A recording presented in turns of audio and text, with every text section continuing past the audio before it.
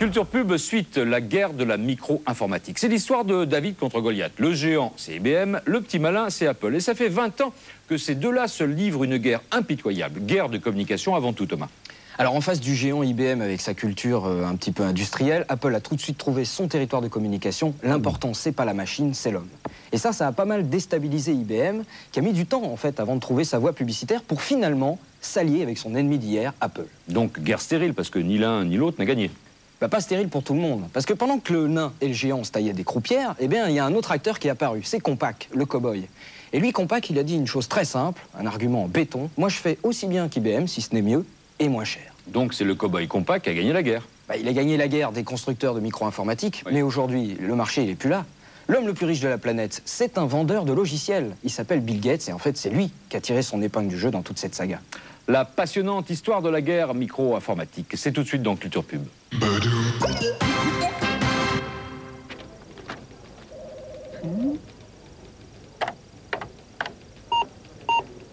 If you can't get a computer to do anything but frustrate you,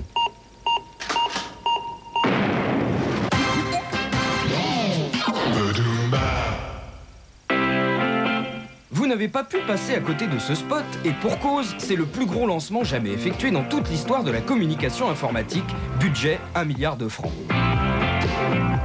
L'enjeu du marché, c'est cette petite boîte-là, Windows 95 de chez Microsoft, ou si vous préférez, le logiciel destiné à équiper 80% des ordinateurs de la planète. Celui qui se montre derrière ce lancement s'appelle Bill Gates, l'homme le plus riche du monde. Et c'est une telle célébrité que quand un autre leader mondial décide de faire une pub avec lui, il n'a même pas besoin de citer son nom.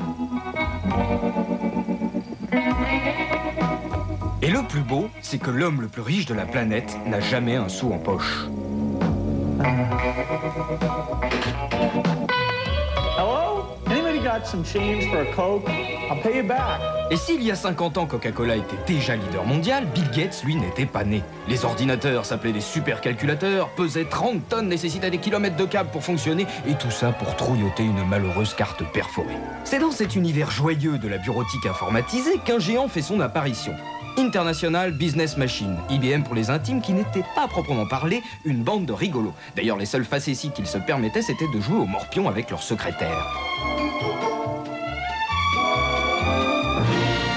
En 1976, on passe des tubes électriques au circuit imprimé. Deux chevelus, Steve Jobs et Steve Wozniak, vont créer au fond de leur garage le premier micro-ordinateur personnel. C'est la naissance d'Apple et du marché de la micro-informatique. This is an Apple II, and this is an Apple also. 5 ans plus tard, Apple est une entreprise rentable et se paye sa première pub. Sa philosophie est claire, Apple, bien avant tout le monde, est du côté de l'individu. Bien avant tout le monde, jusque dans le casting.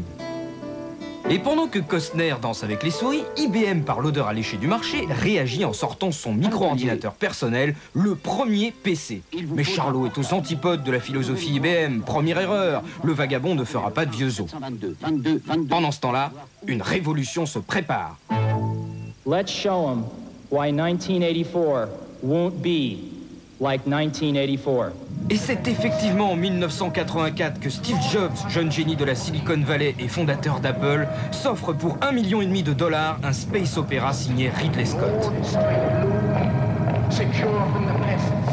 Objectif, balancer un coup de marteau dans l'univers orwellien de l'informatique, avec dans le rôle de Big Brother, IBM, bien sûr.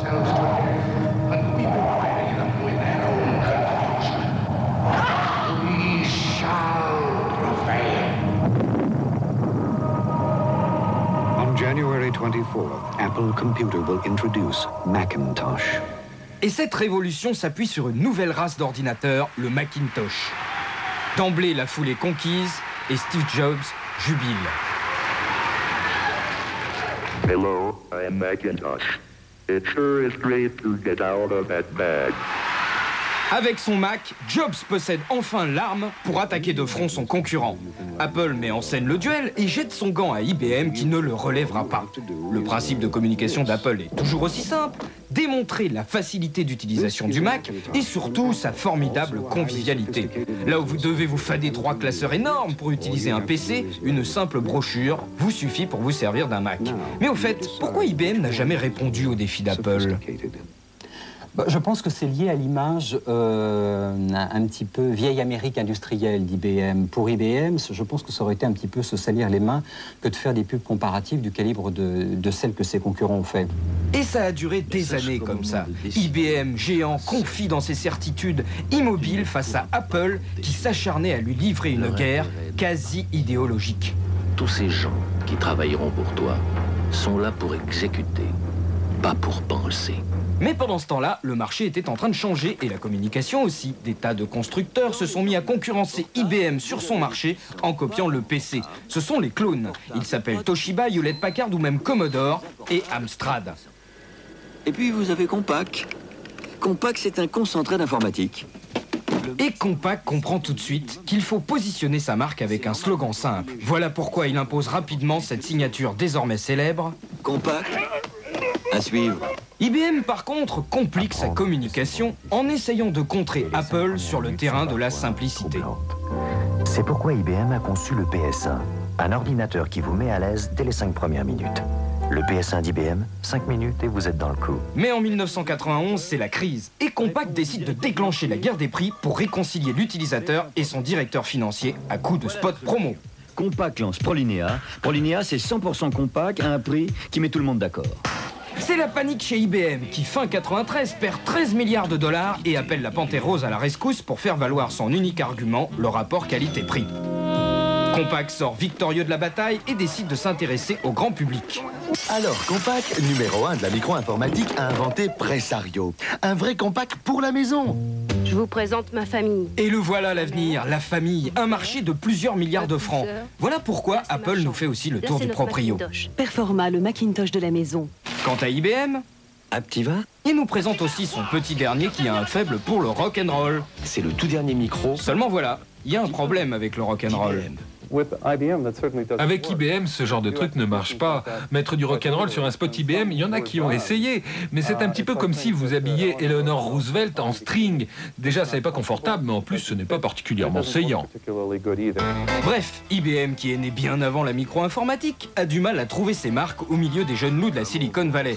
Mais en 93, le géant décide de s'allier avec Apple en fournissant le moteur de leur nouvelle bécane. Le Power Macintosh. Résolument multimédia, ce nouveau bébé est médiatisé par tout ce que l'Amérique fait de mieux en matière de minorité. Hasard révélateur, car pendant ce temps-là, les PC envahissent de plus en plus le marché et Apple commence à comprendre que la différence peut parfois aboutir à l'exclusion. Bon, à un moment donné, on a compris qu'il y avait aussi des contraintes par rapport aux entreprises et qu'on devait communiquer avec d'autres mondes. Donc aujourd'hui, on est la plateforme la plus compatible de tout le monde PC. Il n'y a aucun PC qui fait du Mac et du PC. En revanche, nos Mac font du Mac et du PC. Démonstration. I need a PC to run this on. Is there one I can use? Oh, yes, sir. You can use mine. No. I said a PC. This is a Windows disk. Yeah, you can run that on here. I didn't think this was a serious business computer.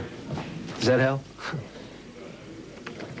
Et pendant qu'Apple s'ouvre au monde PC, IBM comprend enfin que nous sommes passés à l'ère du village planétaire, où les pêcheurs grecs répondent aux danseurs argentins et où même les non-tchèques se branchent sur Internet. Zrovna jsem o něm četla v časopise. Máte tam opravdový multitasking? Snadný přístup do internetu.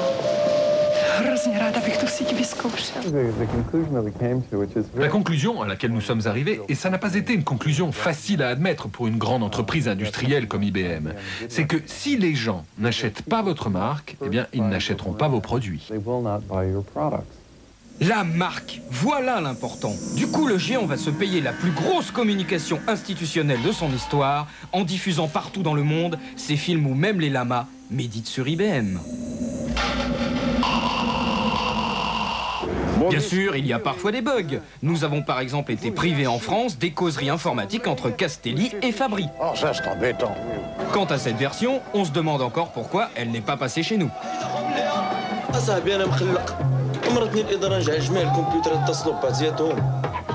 Et le plus beau, c'est qu'IBM n'a rien inventé. Regardez, c'était en 1982 et à l'époque, Apple proposait déjà des solutions pour une petite planète. My Apple is my manager. Sans mon Apple, je deviendrai fou. Apple, the most personal computer. Bon, la communication c'est bien joli, mais aujourd'hui, comment ça se passe à la caisse? Par exemple, vous monsieur, êtes-vous plutôt Mac ou plutôt PC? Je suis PC. PC. Je suis plutôt PC. PC. Tout simplement PC. PC. PC. Moi, je préfère le PC. Je suis plutôt PC, mais mon mari est plutôt Mac. Là, c'est clair. Apple a perdu la guerre des standards et sur le marché des PC, Compaq est leader devant IBM. Et c'est ainsi que s'achève la guerre de l'informatique.